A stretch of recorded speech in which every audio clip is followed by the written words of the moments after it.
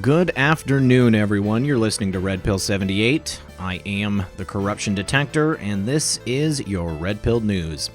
It is a beautiful day outside, nice and warm. I got a cool wind blowing. I got the birds chirping in the background. You may hear them because I've got the window open, because unfortunately it's very hot in my studio if I don't do that. And I wanted to enjoy the weather outside, even if I have to be inside making this video. I just want to let everybody know that I have heard from another patriot, another friend, viewer of the channel that was hoping to get a message out to the community. They also need some help.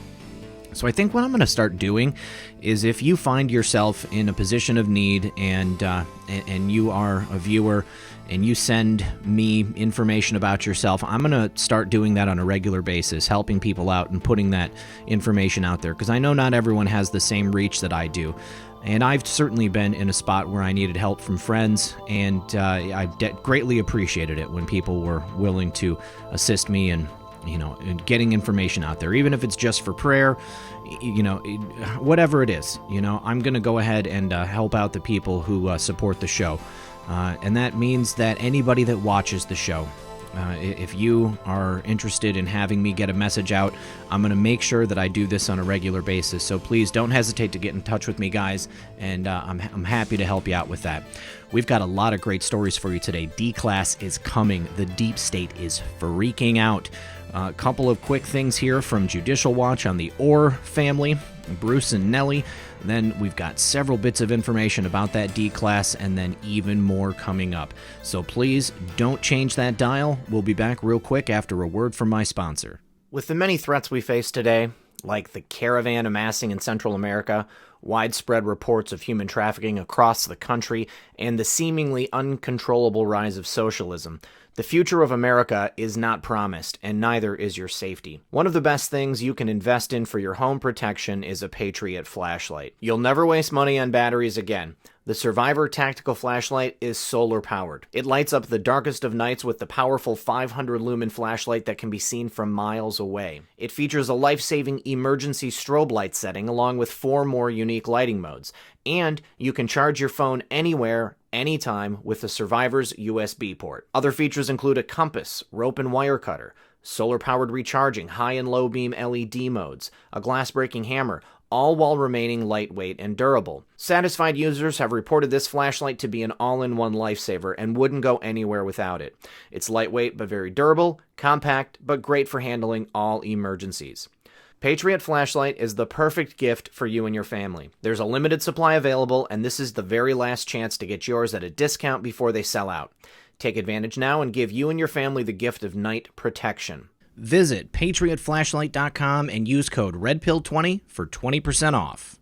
All right, guys, first here, Judicial Watch has released new email exchange that they were able to get through a FOIA request between State Department official and Bruce Orr, targeting Trump just weeks after the 2016 election. Now, we know that conservative watchdog group Judicial Watch is on top of it. Well, yesterday they released 4 pages of documents from the DOJ showing that former Associate Deputy Attorney General Bruce Orr and State Department official Kathleen Kvelik were targeting Donald Trump with Steele dossier material after Trump had already won the 2016 election. Now, this is extremely enlightening because Kathleen Kvelik was the one who actually came out and alerted people to the fact that the Steele dossier was absolute garbage. So if she was looking to use that garbage after the fact, it's extremely damning. Orr was quoted here as saying, "I really hope we can get something going here." He replied to Kvelik shortly after Election Day, referring to a garbage Mother Jones article, which was a dossier echo chamber, if you want to be honest, that accused Trump of taking campaign donations from a Russian oil magnate. Judicial Watch obtained the documents through its August 2018 Freedom of Information Act lawsuit filed against the Justice Department after it failed to respond to a May 29th, 2018 FOIA request. And from Judicial Watch, they said in November 21st, 2016, in an email exchange, Kvelik thanks Bruce Orr for coming by to discuss the work of the Organized Crime Drug Enforcement Task Force. Kvelik provides Orr with links to Mother Jones and Open Secrets articles that suggest a Russian oil magnate gave money to Trump's campaign. Orr responds, "I really hope we can get something going here. We will take another look at this." Kvelik then replies to Orr saying that she had just reviewed the notes from her October 2016 meeting with Steele, stating, "I see Chris Steele and Simon Kukes have some connections to Sergei Milyan. Milyan is a Russian businessman who was an alleged source for the anti-Trump dossier. He developed a relationship with Trump campaign aide George Papadopoulos in 2016. Kvelik recently came to national attention when her notes from October 11th, 2016 meeting with dossier author Steele were revealed. In her notes, Kvelik said Steele told her of a technical human operation run out of Moscow targeting the election. In Kvelik's notes, she disputes some of the details asserted by Steele, indicating these were both researched and disproven. Kvelik reported her findings directly to the FBI. These documents are a shocking example of the deep state plotting against President Trump just weeks after he was elected, said Judicial Watch President Tom Fitton. There's now no doubt that Bruce Orr and the Obama State Department were working with the Clinton gang to target President Trump. Let's take a listen to Tom Fitton. Judicial Watch has sued the agencies well over 30 times to get documents about the FISA court abuses, the FISA warrant abuses, the collusion, the conspiracies, the Peter Strzok, Lisa Page information, you name it. Anything out there, we probably either have a lawsuit or a Freedom of Information Act request on in terms of the illicit targeting of President Trump and the attendant and related cover-up of the Hillary Clinton issue, which you can't separate from each other because they're all part of the piece, because they were colluding with Hillary Clinton and her people as they were protecting her at the same time from any serious investigation of her misconduct. So we hit a major find. We have a major find of documents as a result of one of these lawsuits, and we received. This is the page. This is the package. 339 pages of documents from the government related to Bruce Orr. Communication with Christopher Steele and Fusion GPS and all the rest from his time at the Justice Department. So by way of background, Bruce Orr was at the time the number 4 individual at the Justice Department, and he was talking all the time to Fusion GPS and Christopher Steele, who worked for Fusion GPS, and Glenn Simpson, who also worked for Fusion GPS. And on top, while at the time, his wife Nellie Orr, a Russia expert, also worked for Fusion GPS. Now, what was Fusion GPS up to? Well, they were the ones, and Christopher Steele specifically, was creating one of the nasty dossiers directed at President Trump. That's right, guys. Bruce Orr, Nellie Orr, Christopher Steele, Fusion GPS, Hillary Clinton and her campaign, the DNC, the State Department, the Federal Bureau of Investigation, the clowns in America, all of them working together. They were willing to do whatever it took to make sure that President Trump would either not be elected or would not be able to govern if he was. And now we have evidence showing that Bruce Orr and Nellie Orr were willing to break the law, destroy evidence in their email chain so that they could get around the FOIA process. Huge news, another win from Judicial Watch. Nellie Orr deleted her emails with her DOJ husband, Bruce Orr. She is found to be saying in an email chain, "I'm deleting these emails now." Now, conservative watchdog Judicial Group has obtained 339 heavily redacted DOJ documents through a March 2018 FOIA lawsuit filed after the Justice Department failed to respond to a December 2017 request. Nellie Orr, wife of twice-demoted DOJ official Bruce Orr, who worked for the opposition research firm Fusion GPS, was actually caught trying to destroy documents relevant to the targeting and attempted coup of President Trump. This is in an email sent on Wednesday, April 20th, 2016, and she says, "Thanks, I'm deleting these emails now."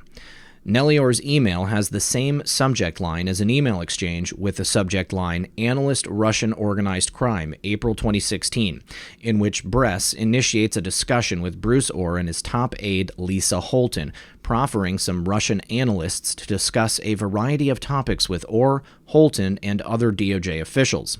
Among these topics to be discussed is the impact of Russian influence operations in Europe." PSYOPs Infowar. This is very, very telling. Holton responds with, "I haven't had a chance to confer with Bruce yet, but would certainly love to meet with the A-team." Bruce then says, "That time works for me as well."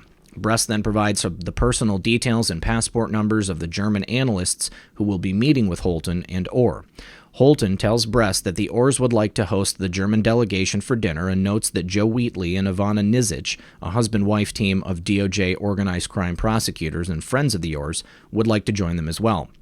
Bruce Orr was a top official in the DOJ, working as an assistant deputy attorney general, and was ultimately demoted twice for his connection to Christopher Steele and for promoting the phony dossier.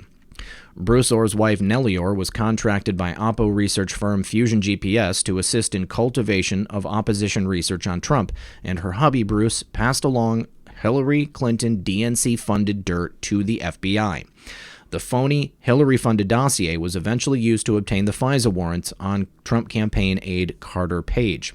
Now, of course, Congressman Mark Meadows recently filed criminal referrals for Nellie Orr to the Justice Department after hundreds of new emails surfaced which contradicted her previous statements to Congress.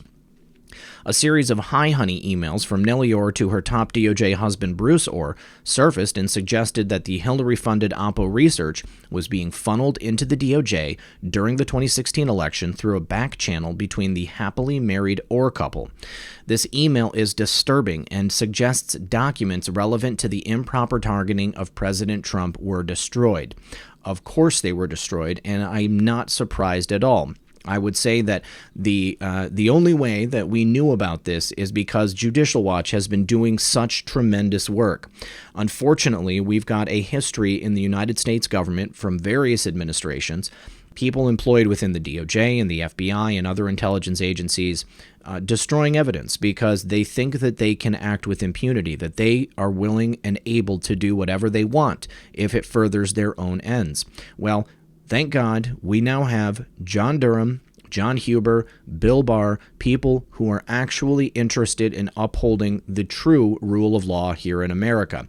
I don't think that people are going to be able to get away with this for much longer, and there is much more information that's come out. Now, because of all of that information coming out, we've got these former allies within the last administration starting to attack each other because nobody wants to take the blame for actually using this dirty, phony dossier. And now a specific dispute has erupted over whether Brennan or Comey pushed the Steele dossier as the DOJ probe into misconduct begins, in the hands, of course, of U.S. Attorney John Durham. Now, John Durham is spearheading and overseeing the investigation. Of course, he's not going to do the investigation himself, but he will be deciding on the indictments. A high-level dispute over whether senior government officials pushed the unverified Steele dossier amid efforts to surveil the Trump campaign has broken out into the open again, after it emerged that Attorney General William Barr appointed a U.S. attorney to examine the origins of the Russia investigation and determine if the FBI and DOJ's actions were lawful and appropriate. Spoiler alert, they weren't. Sources familiar with the records told Fox News that a late 2016 email chain indicated then FBI Director James Comey told Bureau subordinates that then Clown Director John Brennan insisted the dossier be included in the intelligence community assessment on Russian interference, known as the ICA. Fox News was told that the email chain, which is not yet public, referred to the dossier as Crown material, but it was not clear why this apparent code was used. On Tuesday night, former GOP Rep. Trey Gowdy said on Fox News' The Story with Martha McCallum that Comey has a better argument than Brennan based on what I've seen. Now, as a member of the committee, we know that Trey Gowdy would have a lot more information than your average bear. Now, with regard to the term here, crown material, that could either be the crown jewel in the information they're using to take down Trump, or it could mean that it was information that was somehow passed through MI6, and, of course, the Crown, meaning UK. A day earlier, Gowdy told Fox News, whoever's looking into this, tell them to look into emails from December 2016 involving Brennan and Comey. Gowdy, who is now a Fox News contributor, said his assessment was based on sensitive Russia records he reviewed as then chairman of the Republican-led House Oversight Committee. But in a statement to Fox News, a former Clown official put the blame squarely on Comey. Not surprising. Of course, they want to deflect from their agency. Former Director Brennan, along with former Director of National Intelligence James Clapper, are the ones who opposed James Comey's recommendation that the Steele dossier be included in the intelligence report, the official said.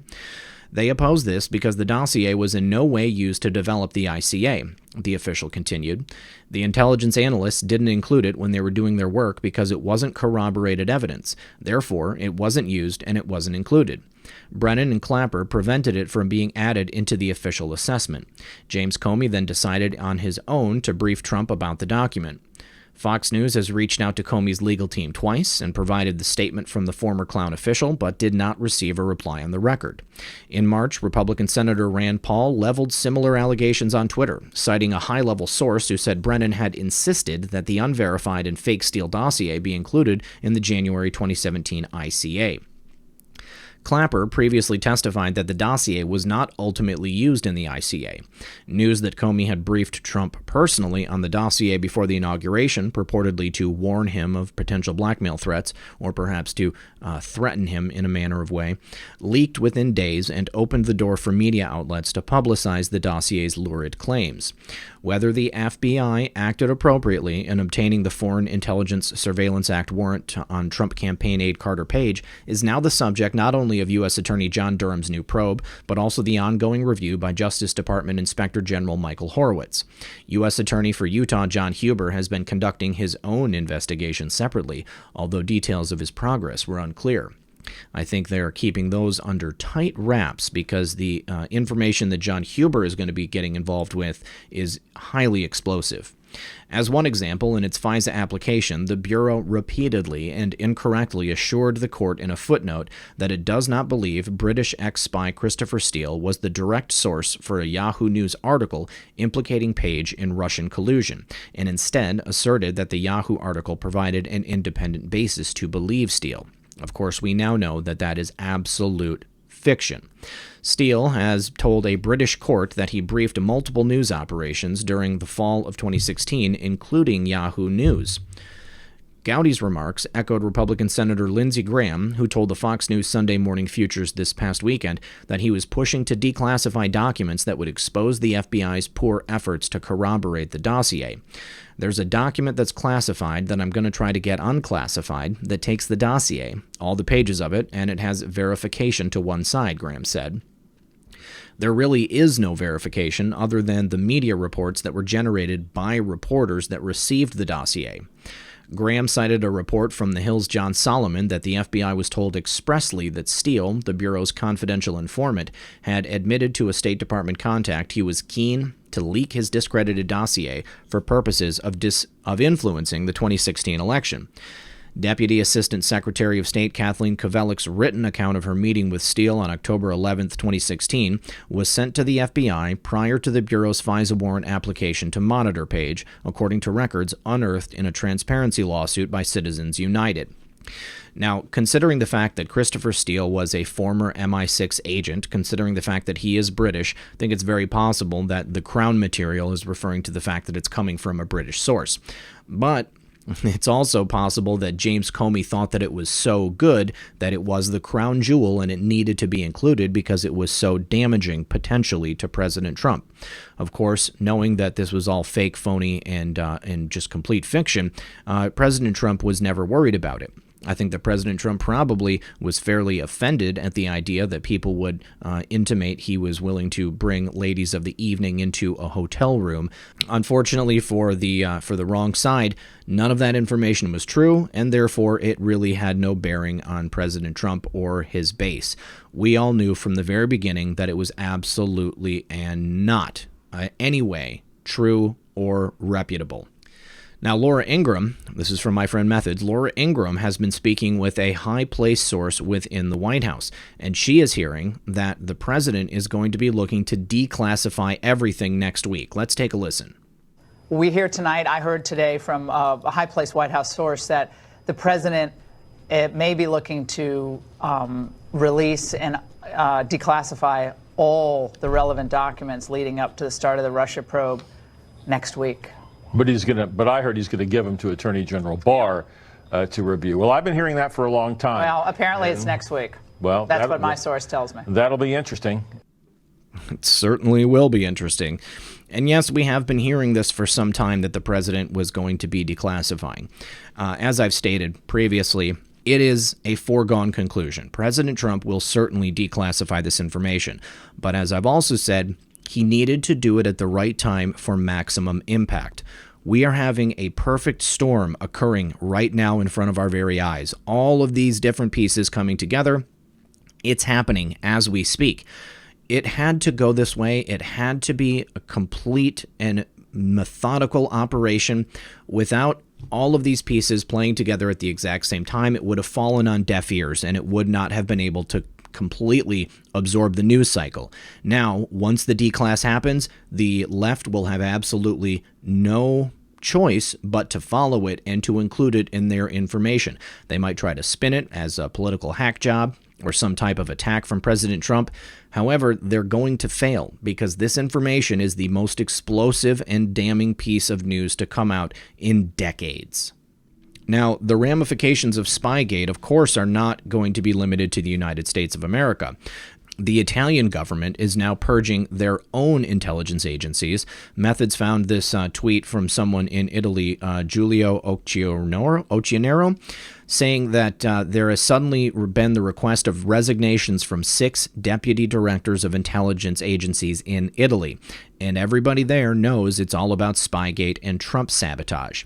Now, don't forget, Joseph Mifsud, the mysterious Maltese professor that tried to trick George Papadopoulos, was hiding out in Italy for the last several months when he was purported to be missing, or even perhaps deceased. I would not be surprised if these people that are resigning have a direct connection to Spygate, not only in the planning and plotting of it from the very beginning, but also in safeguarding Joseph Mifsud in a safe house in Rome. So, very, very interesting development. We will now be getting a change of the guard in these Italian intelligence agencies. I would not be surprised if we see similar things happening in Australia and other Five Eyes countries. Now, in an update from the IG, Methods found this clip of Jason Chaffetz speaking on the grand jury material that we had mentioned previously on Sean Hannity. Let's go ahead and take a listen. Let me ask you about a report and Joe DeGeneva's comments, Greg, that John Durham has already convened a grand jury in Connecticut. They've already gotten documents. They've already talked to intel people. Durham's efforts is operating alongside FISA abuse investigator Inspector Horowitz. I have sources telling me that Horowitz perhaps is even finished with his report, and certainly the Attorney General has been briefed on what is coming.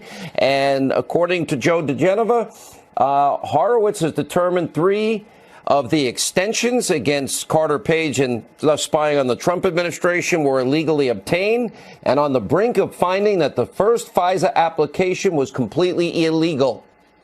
Thoughts?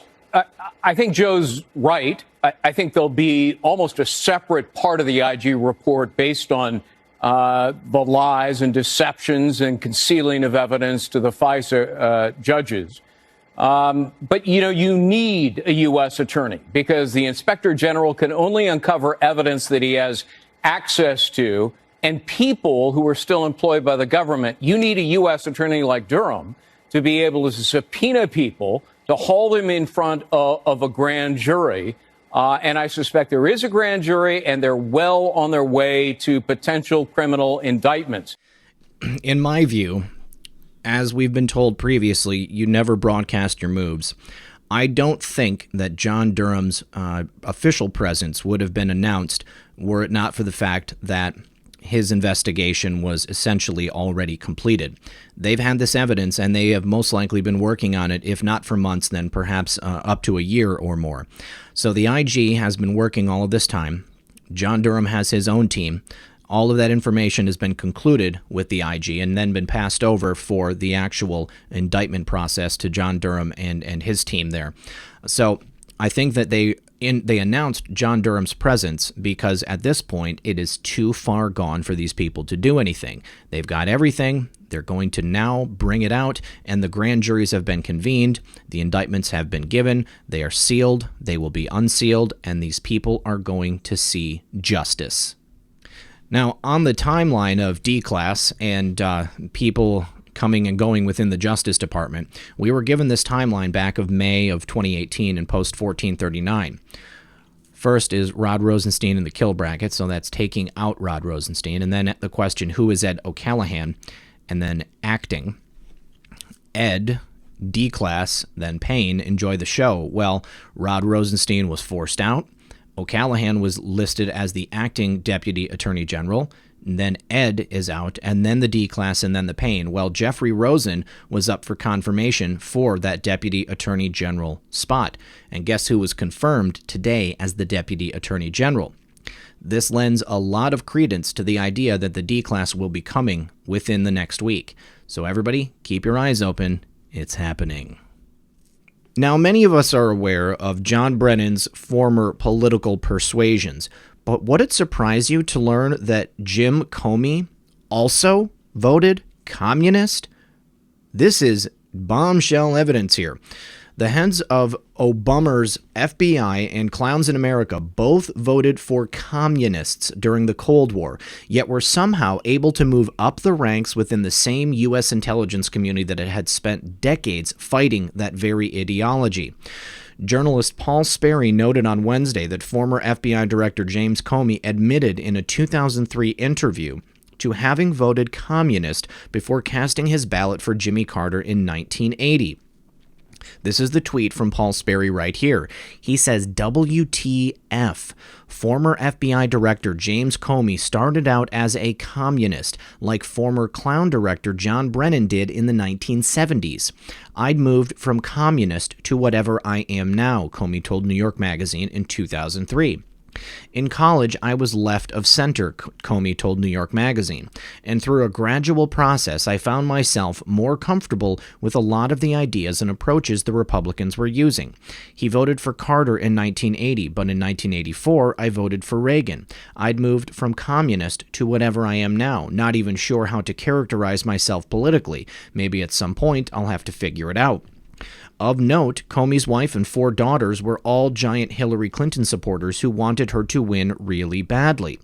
Former clown director John Brennan, meanwhile, admitted in 2016 to voting communist in the 1970s. When asked at the Congressional Black Caucus Foundation's annual conference whether past activism would create a barrier for diverse candidates who want to enter the intelligence community, Brennan said he was forced to admit to voting for communist Gus Hall for president in 1976, according to CNN. I froze because I was getting so close to coming into Clowns in America and said, okay, here's the choice, John. You can deny that, and the machine is probably going to, go wacko, or I can acknowledge it and see what happens, CNN quoted Brennan as saying. Brennan, who was sworn in as clown director on a draft of the U.S. Constitution without the Bill of Rights instead of a Bible, said that while he had voted communist, he wasn't an official member of the Communist Party and was relieved that he had been accepted into the Clowns in America. I said I was neither Democratic or Republican, but it was my way as I was going to college of signaling my unhappiness with the system and the need for change. I said I'm not a member of the Communist Party, so the polygrapher looked at me and said, okay, and when I was finished with the polygraph, I left and said, well, I'm screwed. So if back in 1980, John Brennan was allowed to say, I voted for the Communist Party with Gus Hall and still got through, rest assured that your rights and your expressions and your freedom of speech as Americans is something that's not going to be disqualifying of you as you pursue a career in government, the former clown director concluded. So 2 of President Obama's spy chiefs voted communist, while B.O. himself was influenced by the likes of radicals Bill Ayers, Saul Alinsky, and his pastor Jeremiah God D.A.M.N. America Right. Weeks before he died of a sudden heart attack at the age of 43, journalist Andrew Breitbart claimed to have a video that would expose Obama as a communist radical. I'm not going to play this clip because last time I did, I got a copyright strike. None of the above sounds very America First. President Obama holding a copy of The Post-American World by Fareed Zakaria right here in this picture. This information is very, very troubling, and it really goes to show you why we were going in the direction we were going as Americans and as a country. We had potentially a communist sympathizer or a communist in the White House. We had a communist at the head of the FBI. We had a communist at the head of the Clowns in America. who else knows who we had in a communist in the levels of government here in America? But the very fact that these people were able to get into the positions of power they did leads me to believe that we have a real problem with communists throughout the American government and throughout the administrative branch in specific. We need to root out this evil. I think that we have essentially a new era in America where we have the opportunity to take this evil out of our government, but we need a concerted effort to do so. And you can see from the likes of things like Project Veritas showing that the communists within the administrative level of government are basically in control of what's happening right now because they're standing in the way of President Trump enacting his agenda and his plan for America. They want anything other than to make America great again, and we must take action. This cannot be allowed. It is so incredible to me that these people were able to rise to the level of power that they were. This cannot happen again because otherwise we are going to lose everything as a country. All right, guys, in a late-breaking tweet from my friend Methods, we have an update on the General Flynn case. Here is a filing which was published in USA Today. This is a notice which was filed just today, and this is from USA Today. It details a section here stating that the defendant has assisted with several ongoing investigations, a criminal investigation in the Eastern District of Virginia that is likely to result in criminal charges. This looks to be the reason why we haven't had any movement in General Flynn's case, because his sentencing is going to be dependent on the fact that he is testifying against other individuals and parties. Says that he's participated in 19 interviews with the special counsel's office in the Department of Justice, and the defendant has provided substantial assistance in a criminal investigation of Bijan Rafikian, Ekim Alpatekin, someone who is unnamed, being conducted by the U.S. Attorney's Office for the Eastern District of Virginia and the DOJ National Security Division for violating the Foreign Agents Registration Act, acting as agents of a foreign government without notifying the Attorney General, and making materially false statements to the government. Part of the special counsel's investigation concerned work that the defendant, Rafikian, and their company performed with Alpatekin for the principal benefit of the Republic of Turkey. On December 1st, 2017, as part of his statement of offense, the defendant stipulated and agreed that he violated FARA by making materially false statements in the documents that Rafikian and he filed with DOJ about the work for the Republic of Turkey. So, unfortunately, it looks like they are taking this all the way for General Flynn. And I think it'll be interesting to see what that redacted name is right there. Looks like that one still has yet to be handed out, but these other two have already taken place. So we're going to keep an eye on this, guys. I just wanted to make sure that you knew about this update, and we've got one more story for you. All right, guys, look at this. Some really, really good news coming out of the Rose Garden today. President Trump announced today that he's going to lay out a new immigration plan that would push the United States towards the kind of merit-based system that many other nations use to control who comes into their countries. The proposal, unfortunately, won't change the number of immigrants who come into America or illegal immigration, but it would seek to change who comes into the U.S.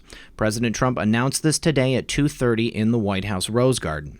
Now, under the new proposal, the number of immigrants admitted into the country is based on job skills, and that would rise from 12% to 57%.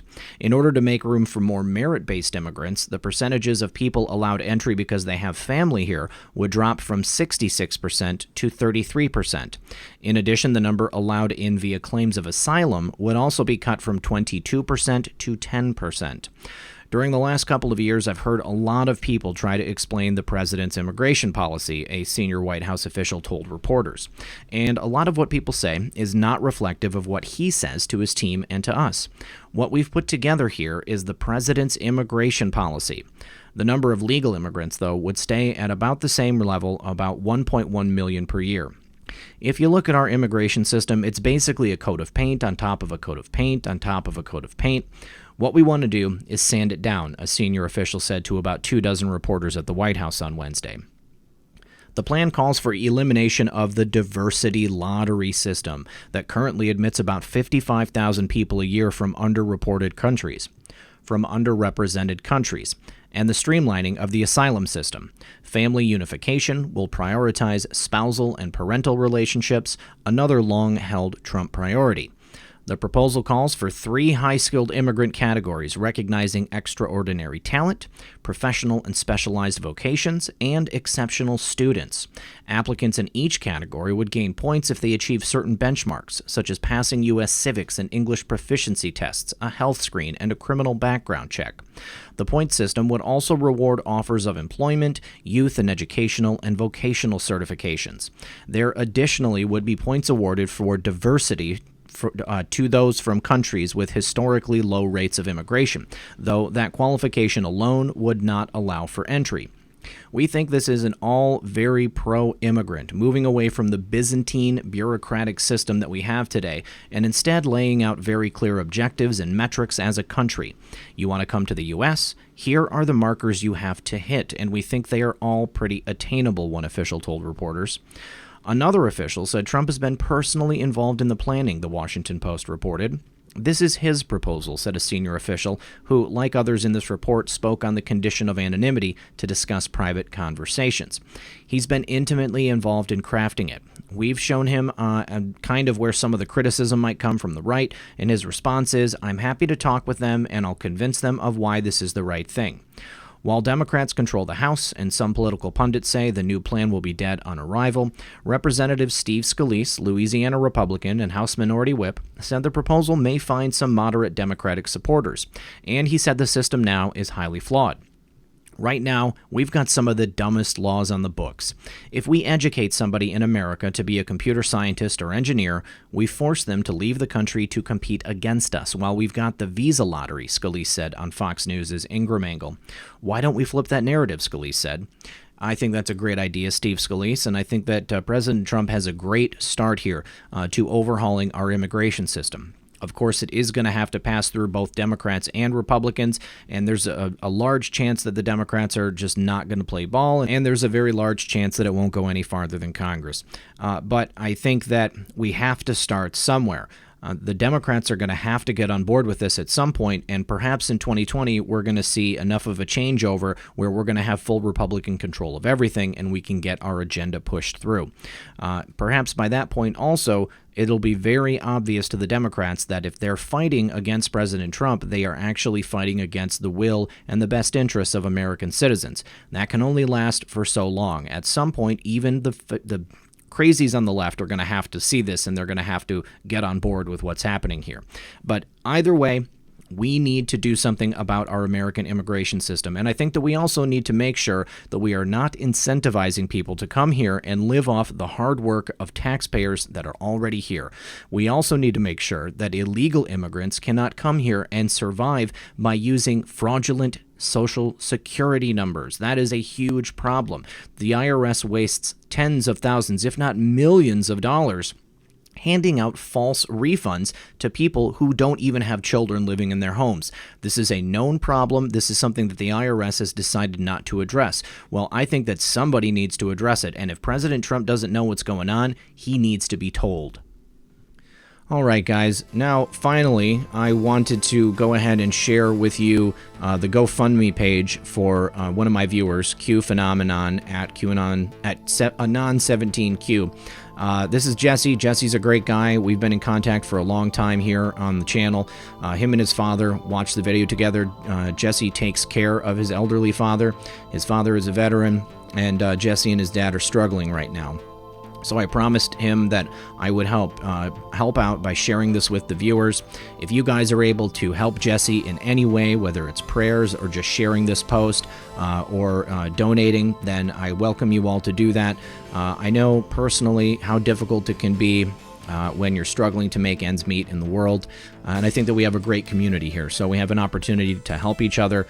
And so go ahead, go follow Jesse, send him a message, see what he's about. And if you feel so moved, then go ahead and help support him.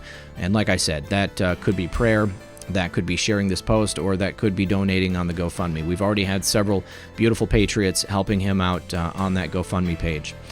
All right, so I think that's all I've got for you today. As always, this has been Red Pill 78. I am the corruption detector, and this was your Red Pill News. Good luck, everyone, and God bless.